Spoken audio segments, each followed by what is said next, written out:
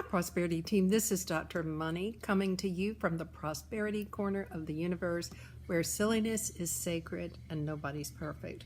I am your P.O.P., your Professor of Prosperity, and I'm here so that all of our lives can pop with prosperity.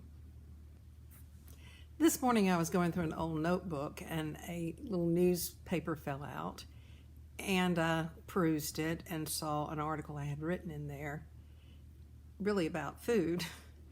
And I kept looking through the newsletter, and on the back of the newspaper, and on the back of it, there was an article about the pain that's carried from one generation to the other, the habits that are carried from one generation to the other, the fears that are carried from one generation to the other.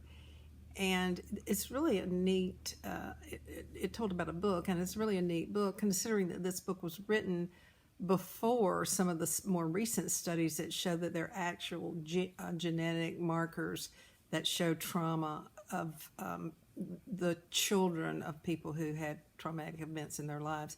So that brings me into talking about money. I've mentioned this before, but I will say again, and that is that a lot of our money drama and our sense of lack did not originate with us.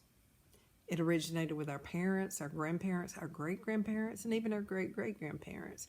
We carry the legacy of the energy of their relationship with money or whatever they had as support then. Sometimes it was food. They weren't using money many, many years ago, but they grew crops, and they had times when there were droughts and times when there were floods, and food was scarce, so there was a sense of scarcity. So those feelings carry down to us, and so when we feel that sense of scarcity over something that's really not a life or death matter, it invokes in us the feeling as if it were a life or death matter. So I want to suggest that you take a couple of approaches to healing some of the things in the past. One is to write down all of the bad financial things that you can remember that happened in your family. For example, to your parents, your mother or your father, your grandparents. For example, my grandfather he had about $200,000 embezzled from his business. And when I think about that, I had a financial situation in which I was doing some investments, which I lost about $200,000 as well. And so I can see that as somewhat as a pattern. So let's list the things that we know that happened. Some of them might be our parents' attitudes about money. Some of them might be actual events.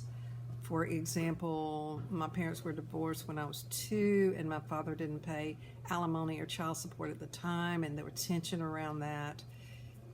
So write all those things down, and then write a release statement about each thing and say, I, with your name in it, now release all energy, all past around this event, and put all these sheets of paper together and then burn them.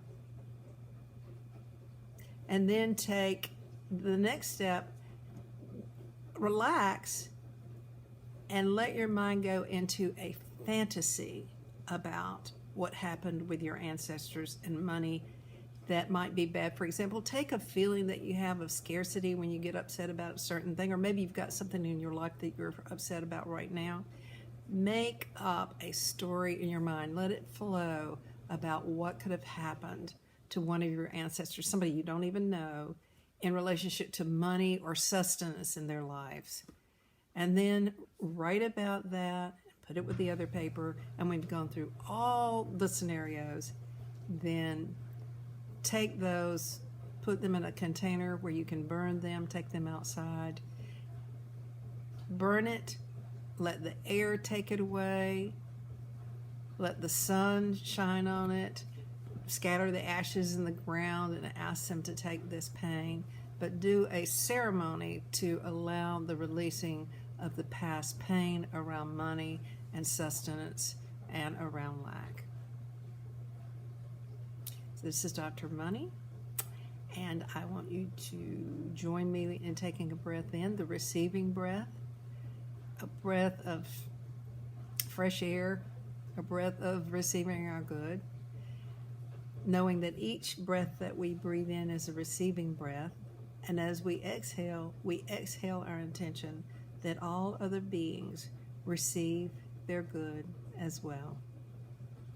Giving and receiving, the circle and cycle of life, the circle and cycle of giving and receiving. And then there's one more thing I want you to remember for sure, and that is that I love you.